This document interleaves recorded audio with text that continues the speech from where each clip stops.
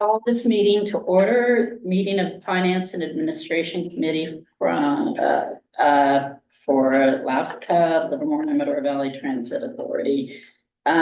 So Tuesday, March 26th. Can we stand for the Pledge of Allegiance? I pledge allegiance to the flag of the United States of America and to the republic for which it stands, one nation under God, indivisible, with liberty and justice for all. Thank you. Okay, let's see, can we get a roll call? Yes, Dr. Hernandez, Present. Vice Chair Kick, Here. and Chair Testa. Here. And we have a quorum. Okay, great.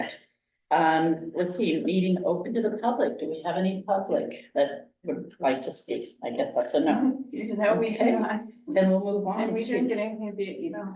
okay, great.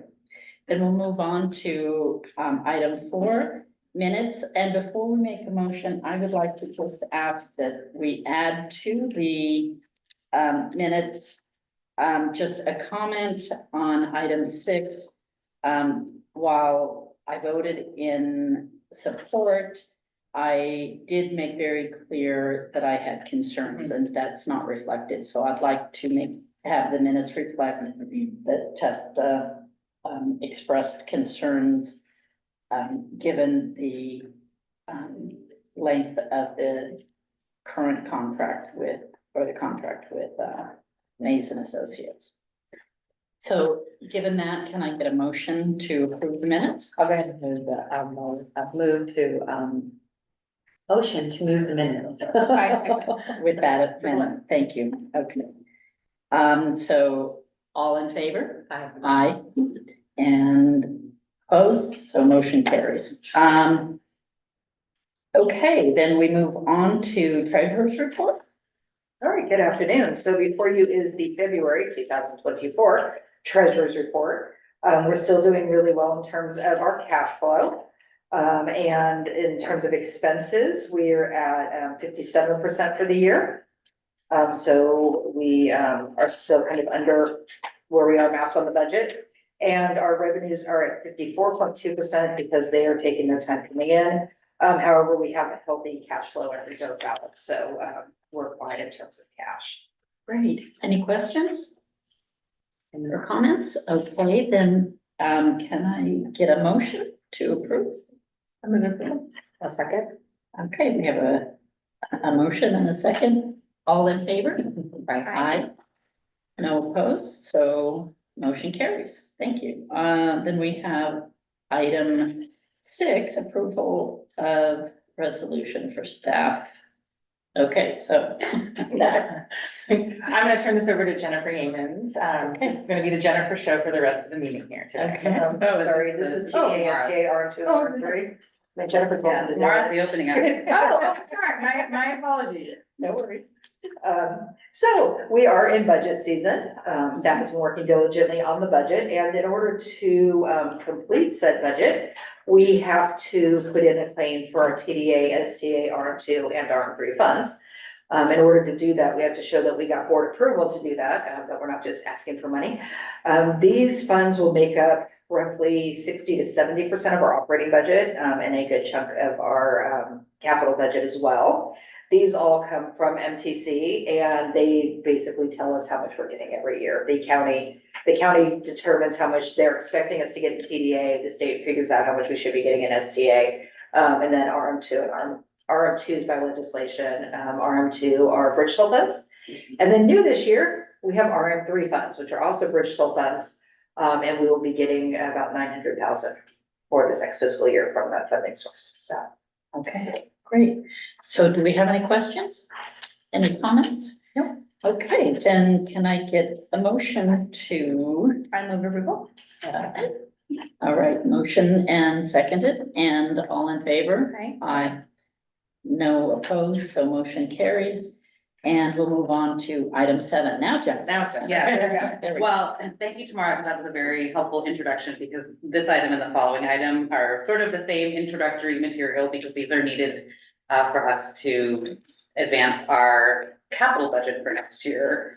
Both of these resolutions are requirements for us to basically request funding that's already out there with our name and our project on it, we just have to have board approval to say, yes, this is what we're requesting these funds for. So I'll just preface both this item and the next with that. So this item is the FY 24 Low Carbon Transit Operations Program. For this program, this is an annual allocation that we request every year for different, there's different kinds of projects that are eligible, but they have to show a demonstrated reduction in greenhouse gas emissions associated with their fund source.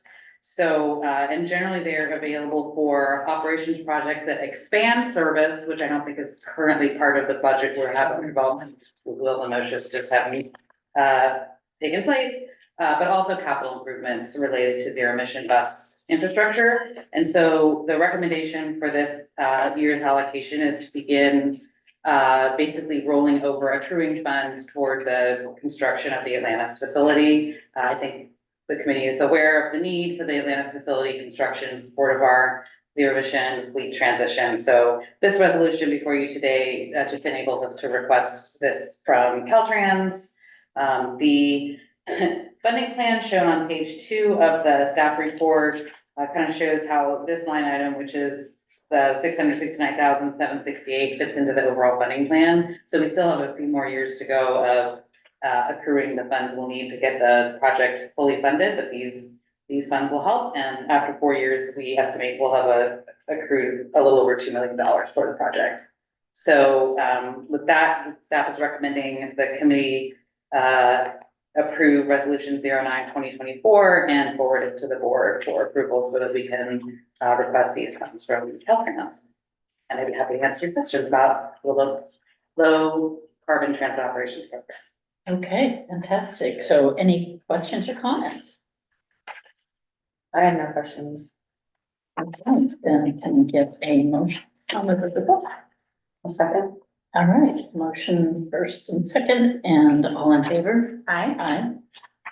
And no opposed, so the motion carries. We'll move on to item 7, Jennifer. Thank you. Similar to the last. I mean, I'm item. sorry, item 8, go ahead. Some of the last item, this is another resolution that our board is required to approve to enable us to request funds that are already kind of, I don't want to say reserved for this purpose, but are currently set aside for LAVTA's use in the Regional Measure 2 Capital Program to upgrade our current transit signal priority system to a cloud-based system. So that's an upgrade from the current system that is based on GPS technology. Christy presented to the Projects and Services Committee about the project last fall and got the concurrence to deallocate funds that have previously been allocated toward the SAV project, phase 2 deployment. That project would have had us acquiring shared autonomous vehicles that weren't able to get out of the market. And so we really weren't able to carry that project forward. The funder, the Metropolitan Transportation Commission, asked us to find another eligible project that can actually utilize these funds because they're just not available forever and they want them to be used. So we presented them with this transit signal priority project as an alternative, and they said, this looks great. And it would be an eligible use of the funds. And so this resolution will enable us to request the initial allocation for the design work associated with standing up the project that would probably appear in the FY 25 capital budget that will come before you. So once this resolution is submitted to MTC and we receive the allocation, we'll be able to start up the project. Does this go to Alameda CTC? I would be happy to get into how circuitous the process is for obtaining these funds. It's set forth in the staff report at length if you are interested in, but yes, it will require concurrence from the Alameda County Transportation Commission, who is the official project sponsor under the RM2 legislation. But we've been in communication with the staff there and they're fully supportive of this project. They also were fully supportive of our past work on the SAV project. So they're ready to support this project as well. Evan moves forward. Okay, well, it's good to hear that staff is supportive because reading it, I wasn't here for the discussions about the autonomous vehicles and it was, I've heard a little bit over the last year about the that didn't work out, but, I'm glad that this is a smooth, transition for the funding and the source is comfortable with it. So any other questions or comments? Okay, then can I get a motion? I'll second. All right, first and second, all in favor? Aye, and no opposed. Great, then we move on to item 9. Thank you, Jennifer, for all that. I'll kick this one off. This is probably the shortest staff report I've ever written. It just says we will provide you an update during the meeting. This is really, we have 2 objectives with this update. One, to update the committee on our efforts to secure lobbyist services for LAVTA, and also to give you an update, a brief update on some legislation that was just introduced last Monday, SB 1031. So I will turn it over to Jennifer to give a quick update on our process for procuring a lobbyist. Yeah, so this effort to procure lobbying services, given the state of things out there, both and the scope of our needs, we discussed with this committee in January when we adopted the legislative program that outside help for both state and federal advocacy would be really helpful given both our agency's own priorities, such as the Atlantis facility. Now you're And saying state and federal, because sometimes I have so much in my mind, and I'm like, wait, did we say state and federal? yeah, yes, I'm yeah, so, glad you yeah, said that. yeah. We are definitely passing the hat around anybody and everybody, state and federal, and anybody else, especially when it comes to trying to secure funding for the Atlantis facility. So, there's, for example, currently a funding opportunity open with Federal Transit Administration for their discretionary funds to support low and zero emission vehicles and facilities that we plan to submit an application for. These are super competitive funds, so it would really help us if we had an advocate based in Washington to help shepherd that request around. If you don't already know, actually, just this past couple weeks ago, we got our community project funding request completed for the FY 24 federal budget for the expanded fueling infrastructure at Atlantis. Our So earmark for $3 million. that's what we Yay. call it. But their community Congratulations. project funding requests, sometimes referred to as congressionally directed spending. Yeah, We don't call them earmarks anymore, apparently. that was the Sonia, right? And Both. both, Oh, Eric. both of them. Which is So it- wonderful. Yes, it really helped with that. So we're excited about all that.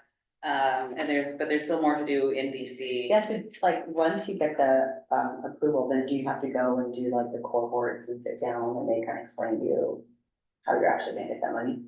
Yeah, I think when we've gotten earmarks in the past, back when that was a thing before, basically, I think you hear from, Department of Transportation or whichever the federal agency is that is getting the funds from the legislation. So in our case, it'd be the Department of Transportation. Probably somebody will designate somebody at FTA to reach out to us, but it will become the color of money that we're used to handling. Through, back in DC, they just put something in the right drawer and send it on through. That's how she explained it all. So we are expecting to hear from them soon, or soon, I'm just wondering, like, it's gonna be like a long process. I don't think so. The expectation is that the funds will be obligated within 12 months. That Oh, part's wow. very Yeah. important because they never want, our members of Congress and nobody else ever wants to go back and say, here's all this funds from last year's budget and here's a bunch that's still not obligated. So we tell them, we're ready to obligate the funding. We would need to get it through the metropolitan planning process. That takes about 6 months, but otherwise we're set and ready to go. So we'll do it. We'll take care of it. Getting back to, so that's on the federal side, and then of course, as you know, on the state side, and tangential to all the legislation that Christie is mentioning,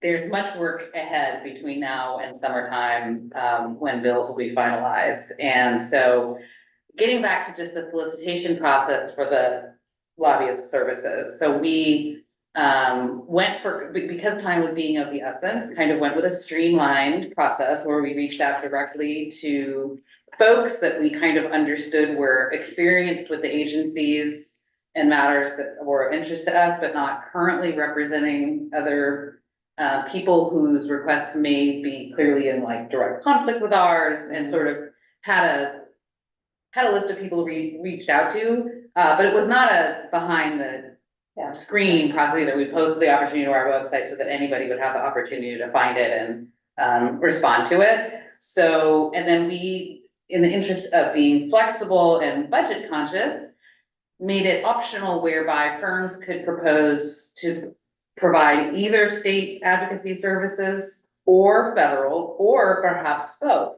So different firms might have different lobbyists positioned in one location or another. So kind of giving ourselves the maximum flexibility to evaluate whether the proposers could best meet the positioning and the relationships we're looking for, but also being mindful of how could we potentially save money in the process if we can leverage a single firm that can do both. So those responses are currently under evaluation, and I'm sure we'll have more information to share hopefully soon, once that process is completed.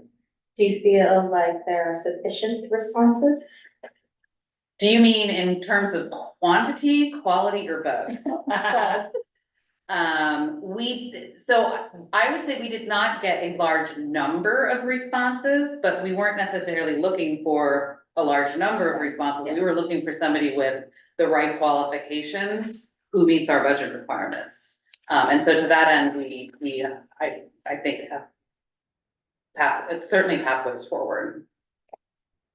Can you share also what you shared with me about since I know we're watching the time, but the likelihood of our success at a Lono grant this year? Oh, I just well, think that's important as we are weighing the value of a federal lobbyist, knowing that the federal lobbyists really right now, we need help with advocating for our upcoming grant application. yes, and so I want you to know, we do have CTE, our zero emission bus consultant, working on we call it the Lono application, but it's that we've talked about that either with this committee previously, I forget when, or if it was the other committee, but to request additional funds to take our next planned bus purchase, which would be for 12 replacement buses, is currently budgeted for 4 fuel cell and 8 hybrids, to request discretionary funds to make all 12 fuel cell. So these would be buses we would be purchasing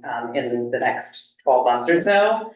So that's what we asked for, is that incremental extra money to buy these more expensive buses. We would also be asking for support for facilities. However, it's not, the funding gap for the Atlantis project is probably more than we can realistically request from Lono. And so it helps us to have somebody kind of handhold that with Federal Transit Administration or even higher level officials at DOT, because those awards ultimately get decided, it's our understanding, by the secretary. So there are a lot of qualified applications that end up close to the finish line, but only a select few get past it. So we'd be looking for folks to kind of advise us more so than our technical consultant probably can on that process, if that makes sense. All right, so thank you for the state and federal update. Our intent with onboarding lobbyist services is to have a more formalized report to this committee once a month or once a quarter on the various bills that have been introduced. So we're marching towards that.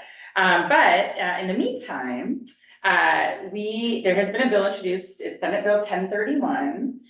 So you may recall I think it was January or maybe February, Senator Wiener introduced SB 925 and Senator Wahab introduced SB 926. 925 was a spot bill intended as a placeholder, if I'm using the words correctly, for a future regional measure that MTC would be sponsoring. So we have this fiscal cliff that particularly some of the large operators are facing. And MTC intends or desires to put a measure on the ballot in up to the 9-county region. Could be a sales tax, could be a parcel tax, could be a payroll tax. And the idea is to fund something to help transit operations. But they have a tough hill to climb given, we are heavily taxed out here and not everyone is very supportive of transit. So there's discussions happening about what is the right approach for this measure. The Wahab bill nine 26 required the consolidation of the 27 Bay Area transit agencies into one. So essentially, Senate Bill 1031 merges both of those two pieces of legislation. And it is, we are analyzing this legislation now. We signed a contract, I think 2 weeks ago, to secure an East Bay coalition lobbyist. So working hand in hand with County Connection, West Contra Costa, and Tri-Delta Transit, the four of us got together. And because SB 925 and 926 were going to move very fast, we needed a voice for us to represent our interests in Sacramento. So we were able to secure a contract with a pretty great team. And it's well within my executive director's authority to spend. We got there was a deal or, price, we're sharing the price between the four operators. So we're working hand in hand with that firm to kind of coalesce all of our comments on this legislation, so then we can make a recommendation on support with amendments or oppose. But just in short, there is a lot more, I don't want to say just power, but MTC does have a lot more responsibility in this bill. There are a lot of accountability measures. It requires an academic institution to study the benefits of consolidation, and it's very prescriptive as to how that academic institution should approach that work. Then it requires LAVTA to come up with a plan to consolidate.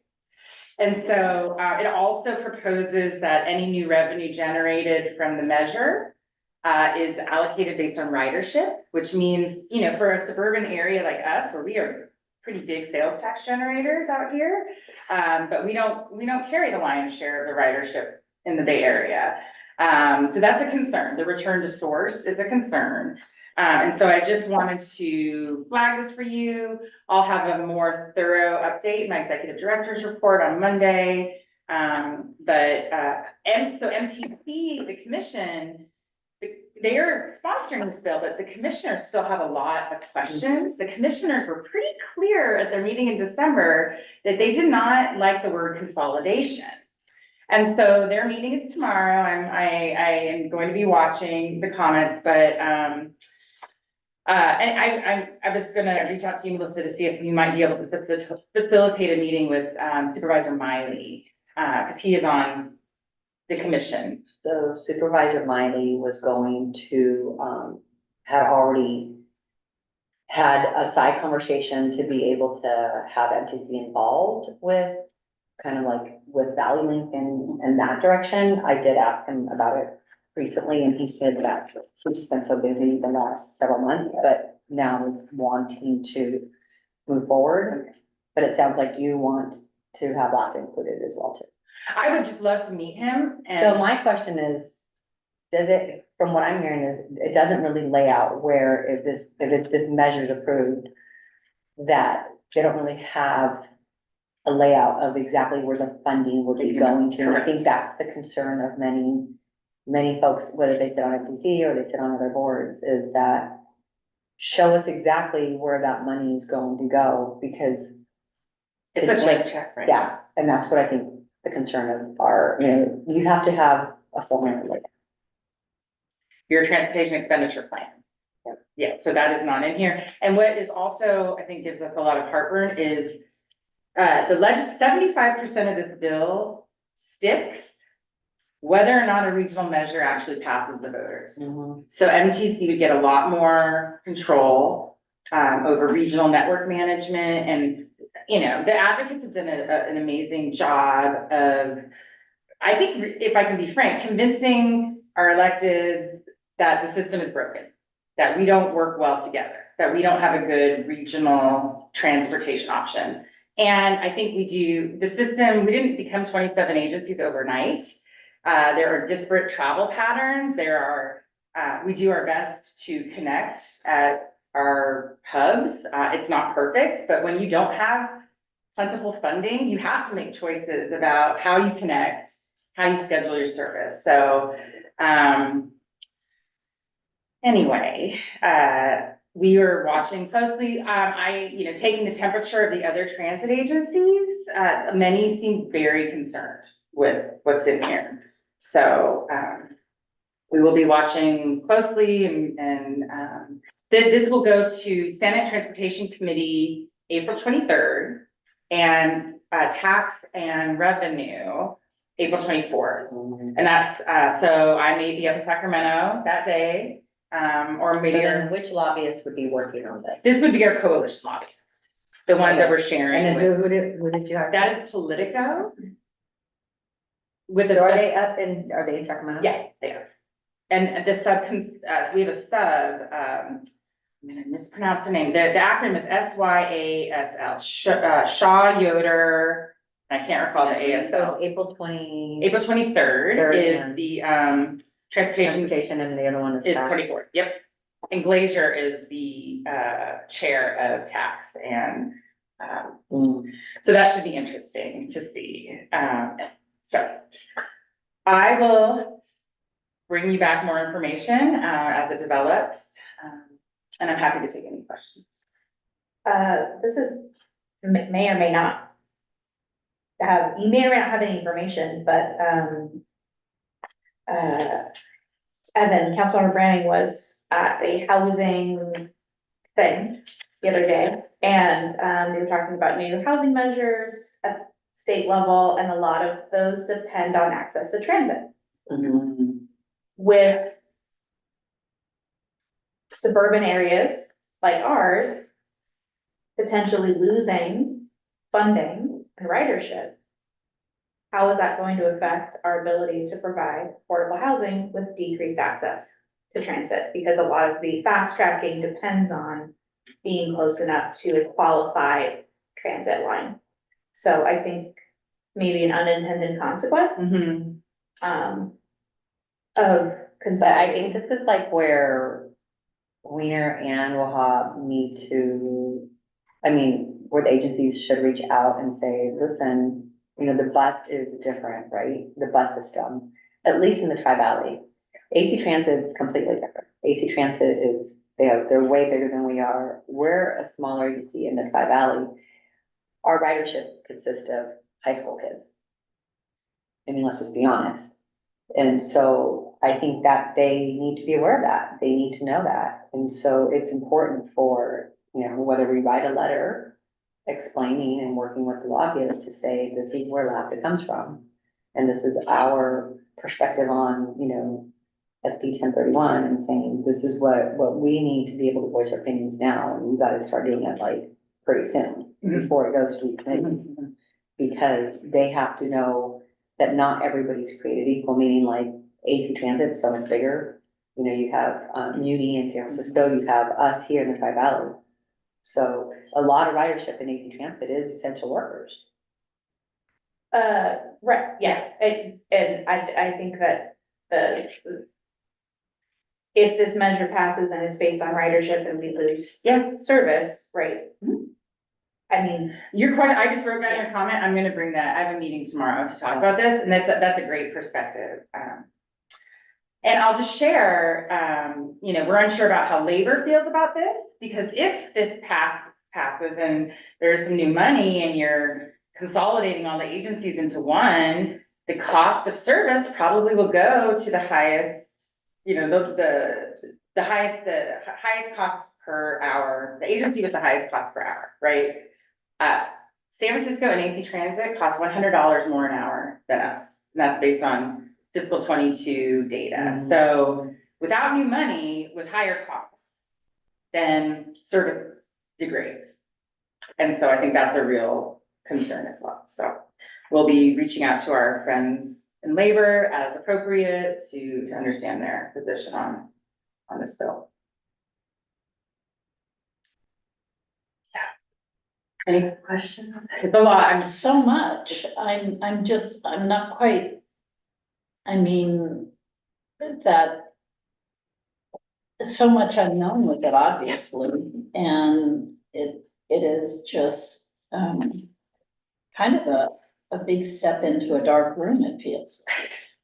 what did you say? It's a blank check with no, you had a great, I can't, yeah, it is, it's, You just have to have you have to have a plan of where the money's Yeah. gonna go.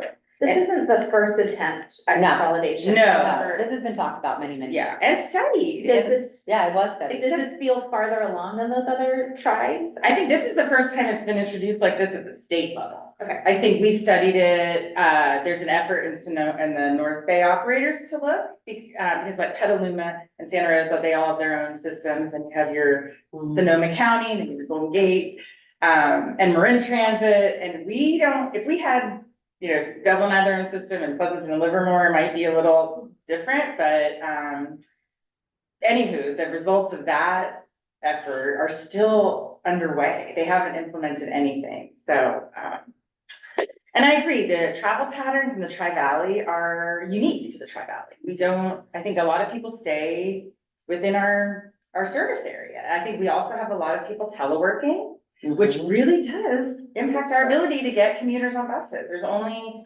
so much we really can do to get people out of cars. And so it's frustrating, I think, because we're told more ridership, and it's just buses are trapped in traffic, and the cost of providing the same service when your buses operate at a slower speed just goes up, and that just degrades your service, so. Anyway, keeps life interesting, I'll say that. Our Tri-Valley buses go at a slower speed than San Francisco or. They probably travel faster than San Francisco, yeah. I think on average 11 or 12 miles an hour. But if you look historically at the last, 10 or 15 years of increasing congestion, the transit agencies have had to spend more money to maintain the same level of service. And that's why transit signal priority projects are helpful, where they keep buses moving, they can shorten the red light or extend a green light. Little seconds at every intersection actually do add up to meaning, they can be meaningful. Okay. All right, well, wow, fascinating. Okay, so, so we said that the, lobbyist that you're working with is called Politico? Politico and with the sub-consultant, and they are the East Bay Coalition, lobbyist team. Okay, and can I just, I'm curious what the contract amount was? It is $2,500 a month for LAVTA for 1 year, so it's $30,000. And we set it up for 1 year just to evaluate whether we had whether it was helpful to us, whether there was a return on investment. Okay, and that's just LAFCO's, LAFCO's part, not the, okay, because Pleasanton, we have a lobbyist and ours is 30,000 a year. Okay. And we have a lot of work that we're doing. And so that seems a little high for a small agency is, I guess, what I'm saying. Okay. Is Pleasanton separate from the Tri-Valley? We have two different ones. We have our own for 30,000. Oh. We do a lot of our own that is separate from, but then we also pay, in addition to that, you're right, another Yeah, the 30,000 5 for the Tri-Valley. And then we Coalition. we get services for grant writing. Your town, your. Yeah, so we hired counted for grant writing. Mhm. Wait, you did what? We put in our candidate for grant writing, so we hired them for grant writing. Right, okay, so also from Townsend? Mhm. Yeah, we do a lot of, not just grant writing, but a lot of other legislative work, also a lot of legislative letters. And I know that there are a lot of, in the Tri-Valley contract, a lot of letters that come out of the Tri-Valley group, but we do Pleasanton also separately. Is that contract, if I may, is that state and federal? The 30,000 a year? Yes, it is. Okay, so I'll just say the prices that we are reviewing for this solicitation are higher than that. That sounds like a great deal that. Well, you know what, and in fairness, I guess I was told, and so that's good feedback for me to hear also, because I haven't felt like it was a great deal, but, that, because we have this other thing that we're a part of, so we're paying 30,000 there, and then we're paying, I was told, well, we're getting a deal for our Pleasanton loan, so that could be, so we pay Townsend 60,000 a year total Okay, with our Tri-Valley Coalition. 75. How much? I thought it was 75. 75? Yeah. For Pleasanton alone, you're saying, or from Livermore? Oh, no, with all of us together, we all, I don't remember. I don't want to give you a number because I don't remember what it is. I thought we all gave 75 each. We all paid, okay, I think- I'll have to get updated numbers, but okay. my understanding was that we were paying 30,000 to the coalition. And our share Yeah, of the don't quote me on coalition. the numbers. I'll double check, because I could be wrong, but, That's good information. well, it may be wrong information. I'm gonna get you the Luckily, right we can information. find Well, this information. yeah, it's out there. I mean, pretty it's out there. Don't worry about it. Jennifer. But I think for us, it's like we felt like, and every city has their own needs, right? And so we wanted to really focus on someone that's gonna do grant writing because of the fact that we know there's money out there. Right. And so we want to make sure we don't miss those opportunities. We do too, which is why we have the separate contract for Pleasanton, as you do, obviously, so. Okay, all right, well, any other questions? Are we good? All right, and that one is just an information item, so we'll just move on to item 10, which is future meeting schedule. Yes, item 10, preview of upcoming committee agenda items. Okay, so the big item in April will be our operating and capital budget. I'll be bringing that to you. There will also be a contract for on-call creative design and media strategy services. And then in May, we will have our salary band and organizational review and our HR policy update. And our auditors will be here to speak with you to kick off the annual audit. And then in June, we will have our LAIF resolution that we have to do every 2 years. And then the conflict of interest code needs to be updated, which also can occur every 10 years, every 2 years if there's a change. And then in July, we probably won't have meetings because we usually take July committee meetings off so that we can take the August board meeting off. And so far in August, we have the minutes and treasurer's reports for you. That will probably be changing, but as of right now. Right, thank you. Then, item 11 is matters of, does anyone have any thoughts on that? Yeah, I just wanted to bring something forward with regards to, since we're the finance committee, is that, I kind of talked to, Christy about it already, is to look at mechanisms on if we needed to be able to help individuals in Dublin, Livermore, Pleasanton, on being able to get, bus passes. I know there's a lady in Livermore, Yeah, Livermore. and she buys them and she turns around and gives them out. And so East Bay Community Energy, previously East Bay Community Energy, now Ava Community Energy, they give out grants on a quarterly basis. So I wanted staff for us to look at some of those opportunities, maybe we also get Supervisor Halbert involved. That's a different conversation with, can you do like a one-time match? Can we look into Ava and different mechanisms so that just because I know that in the Human Services, Tri-Valley Human Services yeah. summary that we did a 1 year Needs assessment? needs Yeah. assessment, 1 year, transportation was one of the issues that people are having, as a, and I know it's also transportation outside of the Tri-Valley.